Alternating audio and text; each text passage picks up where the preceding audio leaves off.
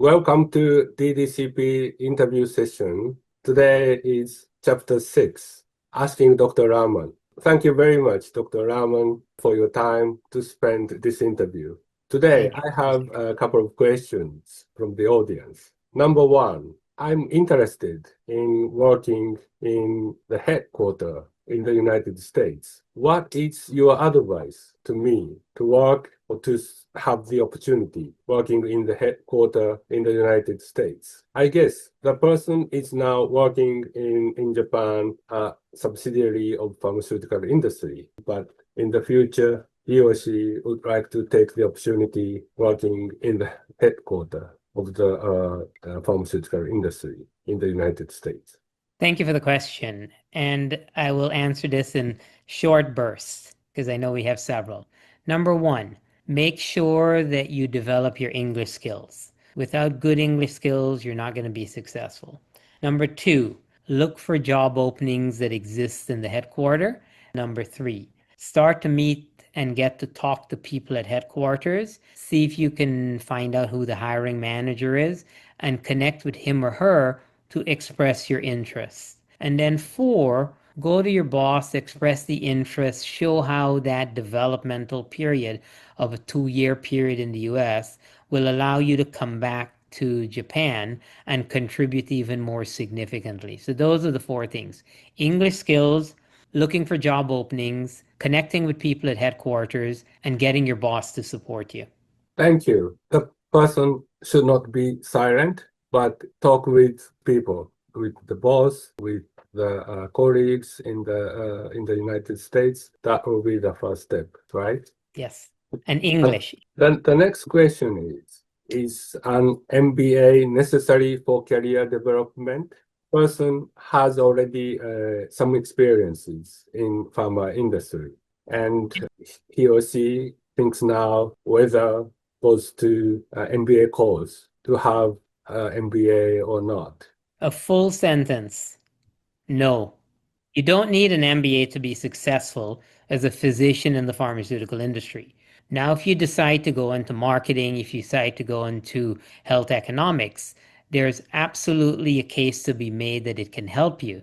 But to answer the question, do you need an MBA to be successful in the pharmaceutical industry? The answer is no. You could just look at Dr. Seriu and or myself. We've never had an MBA. Now, that doesn't mean there aren't certain skills you should possess: an ability to work with numbers, an ability to think strategically, maybe courses on execution. It would be a benefit, but that is a decision you'll make if and when you get there. But to answer the question very directly, do you need an MBA? No.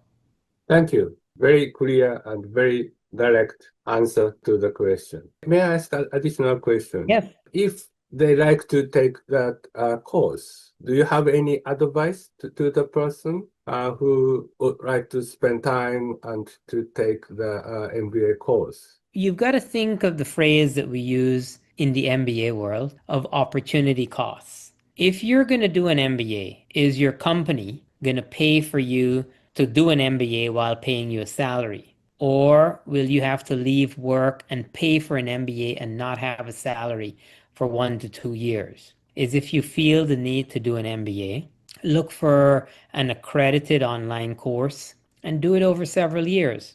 But you should think of the outcome. As physicians, you would never order a test unless you know what you would do with the result. Before you decide to do an MBA, think about what you will do with it. So for example, if you're going to go into pharmacovigilance, an MBA would be the wrong degree to get. You probably need to do a master's in public health with maybe a focus in epidemiology.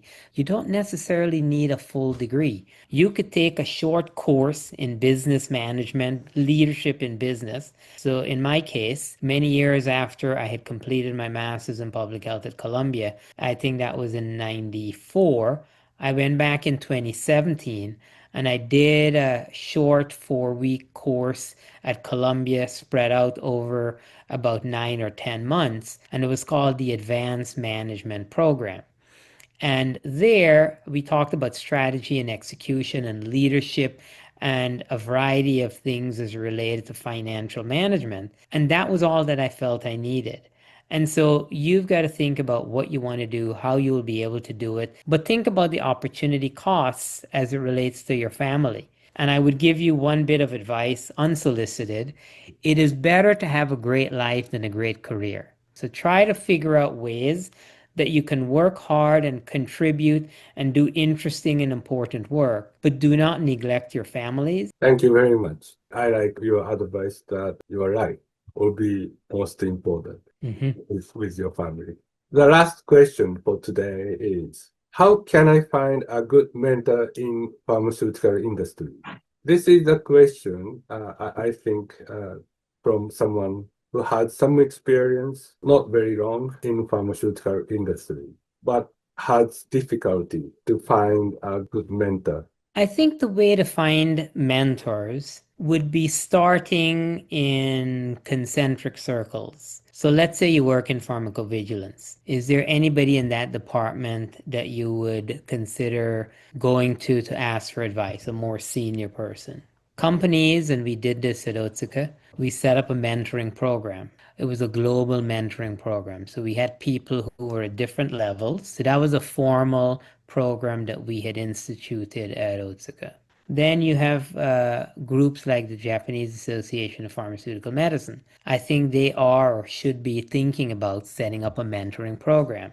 Additionally, you can sometimes reach out to people who are leaders, pick up the textbook in pharmaceutical medicine, see who are those people, and you could reach out to them. Could you serve? And if you can't, can you recommend somebody who may be willing to serve? However, once you get a mentor, recognize it may not last for more than a year. So while you're with the mentor, utilize the time wisely. Meet with them perhaps monthly or so. Come to them with issues. Look to pick their brains to solve challenges. Ask questions, and then follow up on what they ask you to do. That shows that you're serious, that you value their time, that you respect what they're contributing to your development. And so, yes, it's hard to find a mentor, but once you find one, look to maximize the value to yourself while showing that mentor that they made a good choice to choose you as a mentee. Yes, I fully agree that it's not easy to find a good mentor, but more importantly, you have to utilize your time with the mentor, how to maximize the opportunity to get advice from the mentor. Thank you very much. I would like to close chapter 6. Thank you. Thank My Dr. pleasure. Rahman.